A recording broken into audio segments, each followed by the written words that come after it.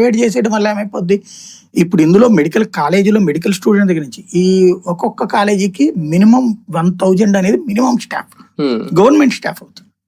Maximum 2000 staff అవుతారు.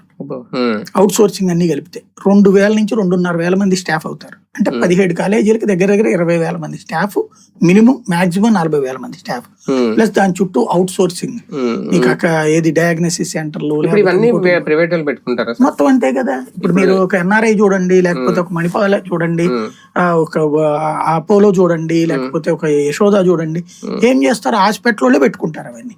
వాళ్ళు అవి కూడా ఏం చేస్తారు, అవుట్ సోర్సింగ్ ఇచ్చేస్తారు, రిక్రూట్మెంట్ మొత్తం ఇంకా వాళ్ళే చేసుకుంటారు. గవర్నమెంట్ సంబంధం ఏముంటది. మనం వెళ్ళినప్పుడు మన దగ్గర 10 పైసలు తీసుకోకుండా ఎవడని చేస్తాడు. ఇక ప్రతిదానికి నువ్వు బిల్లు, ఇప్పుడు మనం యశోదకు లేకపోతే స్టార్ కు పోయాం అనుకోండి, రిసెప్షన్ దగ్గర నుంచి మనకు స్లిప్ పట్టుకుని అడిగి పోయి డబ్బులు కట్టి అది తీసుకుని ఆ స్లిప్ తీసుకుని ఇంకో చోటకి పోతే అదేదో గవర్నమెంట్ హాస్పిటల్ కంటే ఎక్కువ. ఒకప్పుడు గవర్నమెంట్ హాస్పిటల్ ఇట్లాగా ఉన్నాయని ప్రైవేట్ హాస్పిటల్కి పోయారు. ఇప్పుడు ప్రైవేట్ హాస్పిటల్ అంతకంటే ఎక్కువైపోయాయి, అయ్యే గవర్నమెంట్ హాస్పిటల్ గా మారిపోయింది.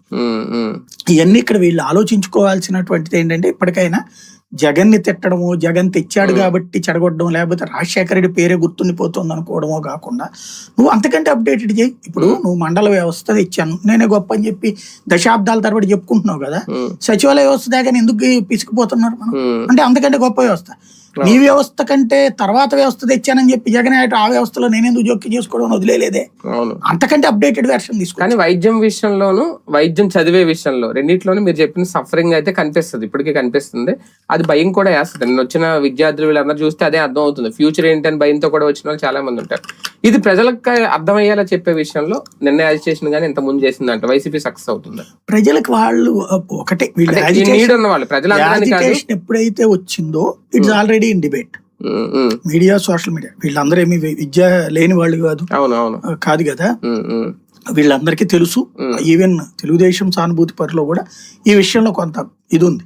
కాకపోతే బాబు గారు ఏదో మంచి ఉద్దేశంతో చేస్తున్నారు అని సర్దుకునే వాళ్ళు సర్దుకుంటారు, ఫీల్ అయ్యేటటువంటి వాళ్ళు ఫీల్ అవుతారు. కాకపోతే చర్చ నడుస్తోంది. అయితే దీని ఒక్క ఆధారం వీళ్ళు అట్లా ఆలోచించారు కదా, దీంతో ఓట్లు పోయేదే ఉంది.